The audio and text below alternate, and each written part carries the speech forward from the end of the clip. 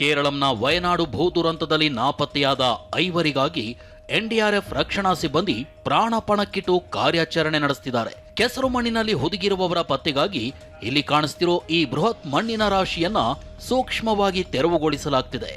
ಒಂದು ಕಡೆ ನದಿ ನೀರು ರಭಸದಿಂದ ಹರಿಯುತ್ತಿದೆ, ಮತ್ತೊಂದೆಡೆ ಮೇಲಿಂದ ನೀರು ಸುರಿಯುತ್ತಿದೆ. ಈ ಅಪಾಯದ ನಡುವೆಯೂ ನಾಪತ್ತೆಯಾದವರಿಗಾಗಿ ಹಿಟಾಚಿ ಮೂಲಕ ತೀವ್ರ ಶೋಧ ಕಾರ್ಯ ನಡೆದಿದೆ. ಈ ಸ್ಥಳದಿಂದ TV9 ಪ್ರತ್ಯಕ್ಷ ವರದಿ ಮಾಡಿದೆ.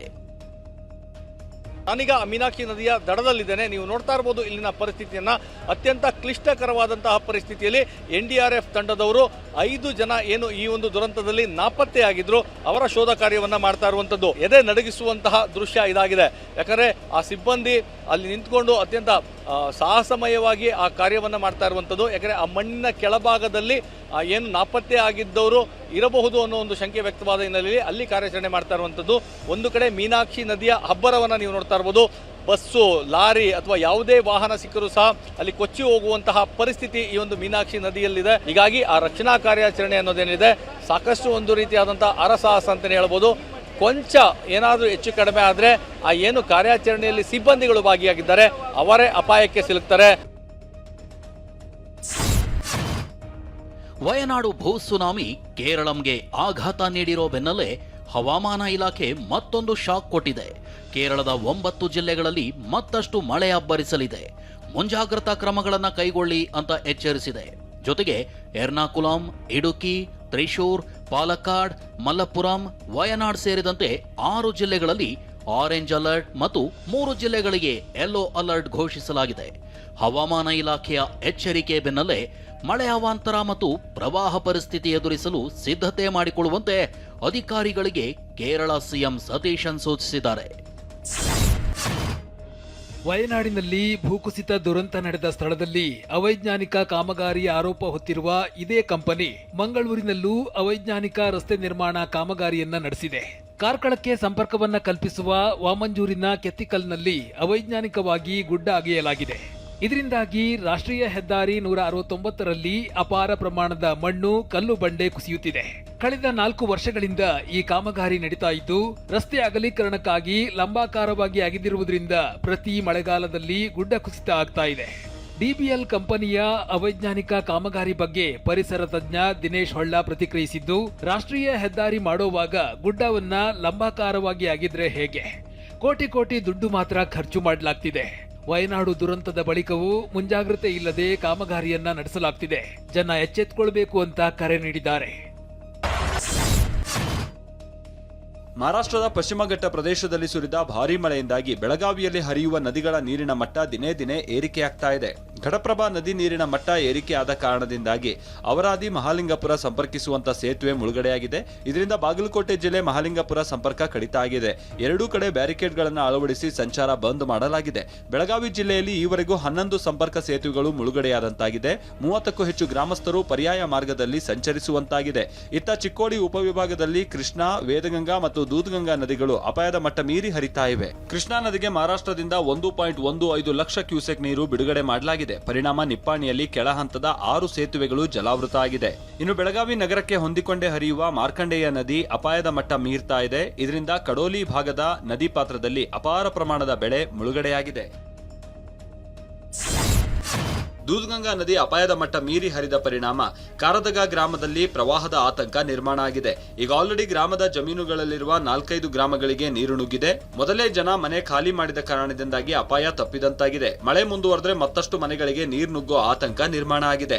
ಇನ್ನು ವೇದಗಂಗಾ ನದಿ ಅಬ್ಬರಕ್ಕೆ ಬಾರವಾಡ ಗ್ರಾಮದಲ್ಲಿ ಪ್ರವಾಹದ ಭೀತಿ ಎದುರಾಗಿದೆ. ನದಿ ನೀರು ಇಡೀ ಗ್ರಾಮವನ್ನೇ ಸುತ್ತುವರೆದಿದೆ.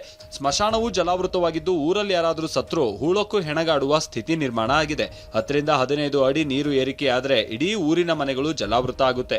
ಇದೇ ರೀತಿ ಮಳೆ ಮುಂದುವರೆದಿದೆ ಆದರೆ ಈ ಒಂದು ಗ್ರಾಮಕ್ಕೂ ಕೂಡ ನುಗ್ಗುವಂತ ಆತಂಕ ಎದುರಾಗಿರುವಂಥದ್ದು. ನಾನೀಗ ಕೇವಲ ಕೂಗಳತೆ ದೂರದಲ್ಲಿ ಅಂದರೆ 5-10 ಅಡಿಯಷ್ಟು ನೀರು ಏರಿಕೆ ಆಗಿಬಿಟ್ರೆ ಇಡೀ ಗ್ರಾಮಕ್ಕೆ ನೀರು ನುಗ್ಗುವಂತಹ ಭೀತಿ ಕೂಡ ಈಗಾಗಲೇ ಇರುವಂಥದ್ದು. ಹಲವಾರು ಬಾರಿ ಈ ಒಂದು ಪರಿಸ್ಥಿತಿಯನ್ನ, ಪ್ರವಾಹದ ಪರಿಸ್ಥಿತಿಯನ್ನ ಈ ಗ್ರಾಮಸ್ಥರು ಎದುರಿಸಿದ್ದಾರೆ. ಬೆಳಗಾವಿ ಜಿಲ್ಲೆ ನಿಪ್ಪಾಣಿ ತಾಲೂಕಿನ ಈ ಒಂದು ಬಾರವಾಡ ಗ್ರಾಮ ಏನಿದೆ ಈ ಗ್ರಾಮಕ್ಕೂ ಕೂಡ ಈಗ ನೆರೆಯ ಆತಂಕ ಶುರುವಾಗಿರುವಂಥದ್ದು. ಬೆಳಗಾವಿ ಜಿಲ್ಲೆಯಲ್ಲಿ ಸಂಭವನೀಯ ಪ್ರವಾಹ ಸ್ಥಿತಿಯನ್ನು ಎದುರಿಸುವುದಕ್ಕೆ ಜಿಲ್ಲಾಧಿಕಾರಿ ಮೊಹಮ್ಮದ್ ರೋಷನ್ ನೇತೃತ್ವದಲ್ಲಿ ಸಭೆ ನಡೆಸಲಾಗಿದೆ. ಸಭೆಯಲ್ಲಿ ಸಂಭವನೀಯ ಪ್ರವಾಹ ಸ್ಥಿತಿಗೆ ಸನ್ನದ್ಧರಾಗುವುದಕ್ಕೆ ಅಧಿಕಾರಿಗಳಿಗೆ ಸೂಚನೆಯನ್ನ ಕೊಡಲಾಗಿದೆ. ಸಂಭವನೀಯ ಪರಿಸ್ಥಿತಿ ಎದುರಿಸುವುದಕ್ಕೆ 397 ಪರಿಹಾರ ಕೇಂದ್ರಗಳನ್ನು ಗುರುತು ಮಾಡಲಾಗಿದ್ದು 5 SDRF, 9 ಅಗ್ನಿಶಾಮಕ ತಂಡಗಳು, 41 ಬೋಟ್ಗಳನ್ನು ತುರ್ತು ಪರಿಸ್ಥಿತಿಗೆ ಸಿದ್ಧ ಆಗಿಟ್ಕೊಳ್ಳೋದಕ್ಕೆ ಸೂಚನೆಯನ್ನ ಕೊಡಲಾಗಿದೆ. ಈಗ ಆಲ್ರೆಡಿ ಕೆಳ ಹಂತದ 10 ಸೇತುವೆಗಳು ಜಲಾವೃತ ಆದ ಹಿನ್ನೆಲೆ ನದಿ ತೀರದ ಜನರಿಗೆ ಎಚ್ಚರಿಕೆಯಿಂದ ಇರೋದಕ್ಕೆ ಜಿಲ್ಲಾಡಳಿತ ಸೂಚನೆಯನ್ನ ಕೊಟ್ಟಿದೆ. SDRF ಟೀಮ್ಸ್ ಜೊತೆ ನಿನ್ನೆ ಮಾತಾಡಿದ್ದೀವಿ ಹಾಗೂ NDRF ಒಂದು ಟೀಮ್ ಇದೆ ನಮ್ಮ ಕಡೆ. ಎಲ್ಲ ಅಲರ್ಟಲ್ಲಿದ್ದಾರೆ. ಯಾವುದೇ ಸಂದರ್ಭ ಬಂದಾಗ 1 ತಾಸು ಒಳಗಡೆ SDRF ಟೀಮ್ NDRF ಟೀಮ್ ಅಲ್ಲಿ ಇರೋ ಥರ ನಾವು ಮ್ಯಾಪಿಂಗ್ ಮಾಡ್ಕೊಂಡಿದ್ದೀವಿ. ಹಾಗೂ ಕಾಳಜಿ ಕೇಂದ್ರಗಳನ್ನು ನಾವು ಆಲ್ರೆಡಿ ಮ್ಯಾಪ್ ಮಾಡಿ ಇಟ್ಕೊಂಡಿದ್ದೀವಿ. ಅಲ್ಲಿ ಮೂಲಭೂತ ಸೌಕರ್ಯಗಳು ಇದಾವೆ ಇಲ್ಲ ಅಂತ ಹೇಳಿ ಚೆಕ್ ಮಾಡಲಿಕ್ಕೂ ನಾನು ನಿನ್ನೆ ಹೇಳಿದ್ದೀನಿ. ಎಲ್ಲ ತಹಶೀಲ್ದಾರ್ಗಳು ಹೋಗಿ ಚೆಕ್ ಮಾಡ್ತಾ ಇದ್ದಾರೆ. ಸುಮಾರು 30 ಬೋಟ್ಸ್ನು ರೆಡಿ ಮಾಡ್ಕೊಂಡಿದ್ದೀವಿ. ಸೊ ಬೋಟ್ಸ್, ಇಂಜಿನ್ಸ್, ಡೀಸೆಲ್ ಎಲ್ಲ ವ್ಯವಸ್ಥೆ ಮಾಡ್ಕೊಂಡು ಇಟ್ಕೊಂಡಿದ್ದೀವಿ. ಯಾವುದೇ ತುರ್ತು ಸಂದರ್ಭ ಬಂದಾಗ ಎಲ್ಲ ರೀತಿಯ SDRF, NDRF ಟೀಮ್ಸ್ ಮುಖಾಂತರ ಹೋಗಿ ಆ್ಯಕ್ಷನ್ ತಗೊಳ್ಳಿಕ್ಕೆ ನಾವು ರೆಡಿ ಇದ್ದೀವಿ. ಮಳೆ ಜಾಸ್ತಿ ಇದ್ದಾಗ ನಾವು ರಜೆನೂ ಘೋಷಣೆ ಮಾಡಿದ್ದೀವಿ. ಮಳೆ ಜಾಸ್ತಿ ಇದ್ದಾಗ ದಯವಿಟ್ಟು ನದಿ ಹತ್ತಿರ ಹೋಗಬೇಡ. ಟೂರಿಸ್ಟ್ ಬರ್ತಾ ಇದ್ದಾರೆ, ಅವರು ನದಿ ಹತ್ತಿರ ಹೋಗಬಾರ್ದು. ವಾಟರ್ಫಾಲ್ಸ್ ನೋಡಲಿಕ್ಕೆ ಹೋಗ್ತಾ ಇದ್ದಾರೆ. ಬಹಳ ಹತ್ತಿರ ಹೋಗದಂತೆ ಒಂದು 300 ಮೀಟರ್ ಹಿಂದೆಯಿಂದ ನೋಡಿ ವೀಕ್ಷಣೆ ಮಾಡಿ ಅಂತ ಮನವಿ. ಚಿಕ್ಕಮಗಳೂರು ಜಿಲ್ಲೆಯ ಕಳಸಾ ತಾಲೂಕಿನಲ್ಲಿ ಭಾರೀ ಮಳೆ ಹಿನ್ನೆಲೆ ಭದ್ರಾ ನದಿ ಅಪಾಯದ ಮಟ್ಟ ಮೀರಿ ಹರಿತಾ ಇದೆ. ಇದರಿಂದ ಹಳೆ ಹೆಬ್ಬಾಳೆ ಸೇತುವೆ ಮುಳುಗಡೆಯಾಗುವ ಸಾಧ್ಯತೆ ಇದೆ. ಹೇಮಾವತಿ ನದಿ ಅಪಾಯದ ಮಟ್ಟ ಮೀರ್ತಾ ಇದ್ದು ಮೂಡಿಗೆರೆ ತಾಲೂಕಿನ ಸಬ್ಬೇನಹಳ್ಳಿ ಬಳಿ ಪ್ರವಾಹದ ಭೀತಿ ಎದುರಾಗಿದೆ. ಈಗ ಆಲ್ರೆಡಿ ಹೇಮಾವತಿ ನದಿ ನೀರು ಕಾಫಿ ತೋಟಗಳಿಗೆ ನುಗ್ಗಿದೆ. ಧಾರಾಕಾರ ಮಳೆಗೆ ಚಿಕ್ಕಮಗಳೂರು, ದಕ್ಷಿಣ ಕನ್ನಡ ಜಿಲ್ಲೆಗಳ ಸಂಪರ್ಕಿಸುವಂತ ಚಾರ್ಮಾಡಿ ಘಾಟ್ನಲ್ಲಿ ಗುಡ್ಡ ಕುಸಿತ ಸಂಭವಿಸಿದೆ. ಮಳೆಯ ಪ್ರಮಾಣ ಹೆಚ್ಚಾದರೆ ಮತ್ತಷ್ಟು ಗುಡ್ಡ ಕುಸಿಯುವ ಅಪಾಯ ಎದುರಾಗ್ತಾ ಇದೆ. ಕಳಸಾ ತಾಲೂಕಿನ ಬಲಿಗೆ ಗ್ರಾಮದಲ್ಲಿ ಬಿರುಗಾಳಿ ಸಹಿತ ಮಳೆ ಅಬ್ಬರಕ್ಕೆ ಬೃಹತ್ ಮರವೊಂದು ದನದ ಕೊಟ್ಟಿಗೆ ಮೇಲೆ ಬಿದ್ದಿದೆ. ದನದ ಕೊಟ್ಟಿಗೆ ಸಂಪೂರ್ಣವಾಗಿ ಜಖಮ್ಮಾಗಿ ಹೋಗಿದೆ. ಹಾಸನ ಜಿಲ್ಲೆಯ ಮಲೆನಾಡು ಭಾಗದಲ್ಲಿ ಮಳೆ ಆರ್ಭಟ ಹಿನ್ನೆಲೆ ಬಿಸಲಘಾಟ್ನ ಹೆದ್ದಾರಿಯಲ್ಲಿ ಬೃಹತ್ ಮರ ಉರುಳಿ ಬಿದ್ದಿತ್ತು. ಇದರಿಂದ ರಸ್ತೆ ಸಂಚಾರ ಸಂಪೂರ್ಣ ಬಂದ್ ಆಗಿತ್ತು. 1 ಗಂಟೆಗೂ ಹೆಚ್ಚು ಕಾಲ ರಸ್ತೆಯ ಎರಡೂ ಭಾಗಗಳಲ್ಲಿ ವಾಹನಗಳು ಕಾದು ನಿಂತಿದ್ದು, ಬೈಕ್ ಸವಾರರು ಕಾದು ಸುಸ್ತಾಗಿ ಬೈಕ್ಗಳನ್ನು ಮರದ ಮೇಲೆ ಎತ್ತಿ ಮತ್ತೊಂದು ಕಡೆ ಶಿಫ್ಟ್ ಮಾಡಿದ್ರು. ಇನ್ನು ಸಕಲೇಶಪುರ ತಾಲೂಕಿನಲ್ಲಿ ನಿರಂತರ ಮಳೆ ಹಿನ್ನೆಲೆಯಲ್ಲಿ ಜಲಪಾತಗಳು, ನದಿಗಳು, ಹಳ್ಳಗಳು, ಗುಡ್ಡ ಪ್ರದೇಶಗಳು ಹಾಗೂ ಅಪಾಯಕಾರಿ ಸ್ಥಳಗಳಿಗೆ ಸಾರ್ವಜನಿಕರ ಪ್ರವೇಶ ನಿಷೇಧಿಸಿ ಸಕಲೇಶಪುರ ತಹಶೀಲ್ದಾರ್ ಸುಪ್ರೀತಾ ಆದೇಶಿಸಿದ್ದಾರೆ. ಆದೇಶ ಉಲ್ಲಂಘಿಸಿದರೆ ಕ್ರಿಮಿನಲ್ ಪ್ರಕರಣ ದಾಖಲಿಸುವ ಎಚ್ಚರಿಕೆ ನೀಡಿದ್ದಾರೆ. ಈ ನಿಯಮ ಎಲ್ಲ ಹೋಮ್ ಸ್ಟೇ ಮತ್ತು ರೆಸಾರ್ಟ್ಗಳಿಗೆ ಅನ್ವಯವಾಗಲಿದೆ ಎಂದಿದ್ದಾರೆ.